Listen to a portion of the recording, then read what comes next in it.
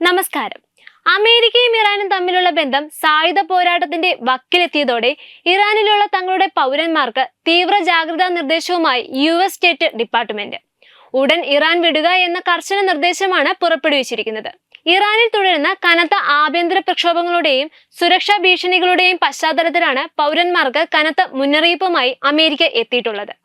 ഇറാനിലുള്ള US പൗരന്മാർ രാജ്യം ഉടൻ വിടണമെന്നും മടങ്ങാനായി US സർക്കാരിന്റെ സഹായം പ്രതീക്ഷിക്കരുതെന്നും മുന്നറിയിപ്പിൽ പറയുന്നു.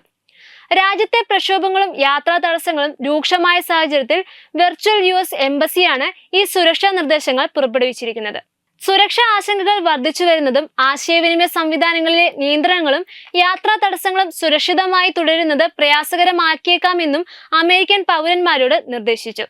ഇറാനിൽ ഇന്റർനെറ്റ് വിച്ഛേദിക്കപ്പെടുവാനും ഗതാഗത തടസ്സങ്ങൾ ഉണ്ടാകുവാനും സാധ്യതയുള്ളതിനാൽ സർക്കാർ സഹായം കാത്തുനിൽക്കാതെ സ്വന്തം നിലയിൽ രാജ്യം വിടാനുള്ള പ്ലാനുകൾ തയ്യാറാക്കണമെന്ന് അമേരിക്ക ആവശ്യപ്പെട്ടിട്ടുണ്ട്.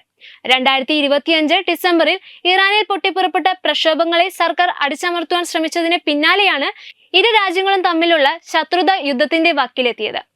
അമേരിക്കൻ പ്രസിഡന്റ് ഡൊണാൾഡ് ട്രംപ് ഇറാനെതിരെ തുറന്ന വെല്ലുവിളിയാണ് ഉയർത്തിയിരിക്കുന്നത്.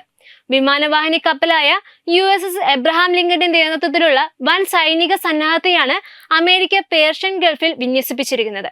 ഇറാൻ പരമാധികാരിയായുള്ള അലി ഖമേനി ഭയപ്പെടേണ്ട സാഹചര്യം ഉണ്ടോ എന്ന മാധ്യമപ്രവർത്തകരുടെ ചോദ്യത്തിന് അദ്ദേഹം തീർച്ചയായും ഭയപ്പെടണം എന്നാണ് ട്രംപിന്റെ പ്രതികരണം. ഇറാൻ ആണവ പദ്ധതികൾ വീണ്ടും ആരംഭിച്ചാൽ വളരെ മോശമായ കാര്യങ്ങൾ സംഭവിക്കുമെന്നും ട്രംപ് മുന്നറിയിപ്പ് നൽകി. ഇറാനിൽ വസിക്കുന്ന അമേരിക്കക്കാർക്കും ഇരട്ട പൗരത്വമുള്ളവർക്കും നൽകിയിരിക്കുന്ന നിർദ്ദേശങ്ങൾ അതീവ ഗൗരവമുള്ളവയാണ്. ഉടനടി പലായനം ചെയ്യുക. വിമാന സർവീസുകൾ ഏതു നിമിഷവും റദ്ദാക്കപ്പെടാം. അതിനാൽ സാധ്യമെങ്കിൽ അർമേനിയ വഴിയോ തുർക്കി വഴിയോ കരമാർഗം രാജ്യം വിടാൻ ശ്രമിക്കണം. സർക്കാർ സഹായം പ്രതീക്ഷിക്കരുത്. ഇറാനിൽ അമേരിക്കൻ എംബസി ഇല്ലാത്തതിനാൽ പൗരന്മാരെ ഒഴിപ്പിക്കുവാൻ ഔദ്യോഗിക സംവിധാനങ്ങൾ ലഭ്യമാകില്ല. പൗരത്വം മറച്ചുവെക്കുക. അമേരിക്കൻ പാസ്പോർട്ടോ അമേരിക്കയുമായുള്ള ബന്ധമോ വെളിപ്പെടുത്തുന്നത് അറസ്റ്റിനും തടങ്കലിനും കാരണമായേക്കാം. സുരക്ഷിതമാണെങ്കിൽ തുർക്കിയിലേക്കോ അർമേനിയയിലേക്കോ കരമാർഗം മടങ്ങുന്ന കാര്യം പൗരന്മാർ ആലോചിക്കണം. ഉടനടി മടങ്ങുവാൻ കഴിയാത്തവർ വീടുകളിലോ സുരക്ഷിതമായ മറ്റ് കെട്ടിടങ്ങളിലോ കണ്ടെത്തി അവിടെ കഴിയണമെന്നും ആവശ്യത്തിന് ഭക്ഷണം, വെള്ളം, മരുന്ന് എന്നിവ കരുതണമെന്നും അധികൃതർ അറിയിച്ചു. ഇന്റർനെറ്റ് ബ്ലാക്കൌട്ട് തുടരാൻ സാധ്യതയുള്ളതിനാൽ കുടുംബാംഗങ്ങളുമായി ആശയവിനിമയം നടത്തുവാൻ ബദൽ മാർഗങ്ങൾ കണ്ടെത്തണമെന്നും നിർദ്ദേശമുണ്ട്. അതേസമയം ഖമേനിയിൽ ഒരു വലിയ യുദ്ധം ഒഴിവാക്കുവാൻ തുർക്കി പ്രസിഡന്റ് തയ്യിബ് എർദോഗിന്റെ നേതൃത്വത്തിൽ നയതന്ത്ര നീക്കങ്ങൾ നടക്കുന്നുണ്ട്. ഒമാനിൽ നടക്കുന്ന ചർച്ചകൾ വഴി സംഘർഷം ലഘൂകരിക്കാനാണ് തുർക്കിയുടെ ശ്രമം. ഇറാൻ തങ്ങളുടെ മിസൈൽ ശേഖരണത്തെക്കുറിച്ച് ചർച്ച ചെയ്യുവാൻ തയ്യാറാകാത്തതാണ് നിലവിൽ പ്രധാന തടസ്സം. ആണവ പദ്ധതികൾക്കൊപ്പം മിസൈൽ പദ്ധതികളും അവസാനിപ്പിക്കണമെന്നാണ് വാഷിംഗ്ടണിന്റെ നിലപാട്. ഈ തർക്കം പരിഹരിക്കപ്പെട്ടില്ലെങ്കിൽ ഏതു നിമിഷവും ഒരു മിസൈൽ ആക്രമണം ഇറാനു നേരെ ഉണ്ടാകുമെന്ന ഭീതിയിലാണ് ലോകം. ന്യൂസ് ഡെസ്ക് തത്തുമൈ news. Brought you by Kerala AIDS control society.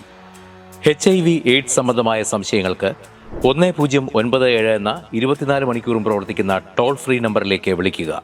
വാട്സാപ്പിലും ഫേസ്ബുക്കിലും ഒക്കെ സ്റ്റാറ്റസ് അപ്ഡേറ്റ് ചെയ്യാറുണ്ടല്ലോ. HIV സ്റ്റാറ്റസോ HIV പിടിപെടാനുള്ള സാഹചര്യങ്ങളിൽ കൂടി അറിഞ്ഞോ അറിയാതെയോ കടന്നു പോയിട്ടുണ്ടാവാം. എന്ത് തന്നെയായാലും മുൻകൂട്ടി പരിശോധിച്ച് HIV സ്റ്റാറ്റസ് അറിയൂ. സൗജന്യ HIV പരിശോധനയും കൗൺസിലിങ്ങും ആരോഗ്യ കേന്ദ്രങ്ങളിൽ പ്രവർത്തിക്കുന്ന ICTC അഥവാ ജ്യോതിസ് കേന്ദ്രങ്ങളെ സമീപിക്കുക. നിങ്ങളുടെ സ്റ്റാറ്റസ് എന്തായാലും വിവരങ്ങൾ രഹസ്യമായി സൂക്ഷിക്കുന്നതായിരിക്കും.